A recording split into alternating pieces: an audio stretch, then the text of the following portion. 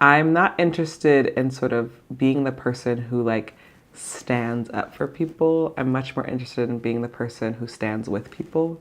It's like a thin line, I think, between being an advocate on behalf of people and then teaching people to be an advocate on behalf of themselves. Like that's to me, like that's the sweet spot. Is like my goal, and my goals have always been, all right, we have this issue.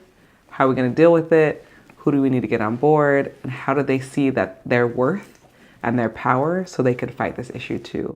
It's not worth it for me to be the person crusading for the world.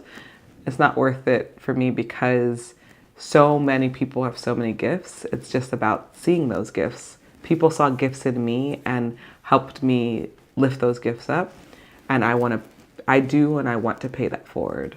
While my second grade teacher, I think, Miss Melcher, she had asked the classroom to do an essay, and the essay was "If I Were President."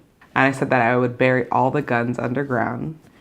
And I don't remember anything else I said, but one day I was sitting with my great-grandmother, Jenny Ensley, who's passed away now, but helped raise me and my siblings. My mother worked a lot.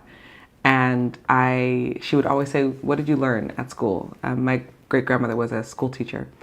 And I said, "Oh, I did this essay, If I Were President." She said, "Well, read to me." And so I read the essay to her, and she was like so excited about it. And it was the first time like an adult in my life was excited about something that I had produced and I had shared. And she created this whole event for me. It was my first speaking engagement. And one of the things that she had me do was recite the speech. And then she gave me an award for it. And it was the first time, it was this like interesting like moment where I was like, oh, I did the thing that I like to do anyways. And I was awarded for it and then praised for it.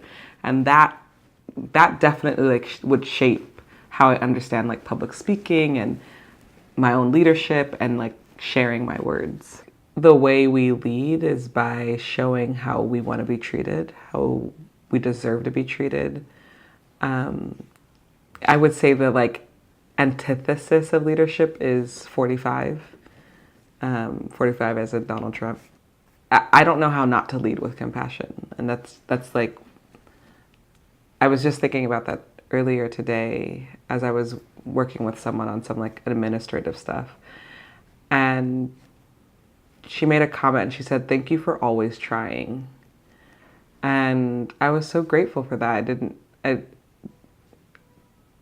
was just this nice acknowledgement of how I work, which is like, I'm going to try to make these things happen for people, especially people that are most marginalized. And part of that is from just growing up and being marginalized and witnessing my mother's marginalization or my siblings, my own. And also being in a weird position because out of my siblings and quite frankly, the people in my neighborhood, I was sort of plucked as like gifted and like given a significant amount of privileges that my other family members or even community members didn't have access to. And so there was something I understood early on that like the access I was receiving couldn't just be for me, it had to be for others as well. I had to create, it meant that I needed to create space for people who also needed that access.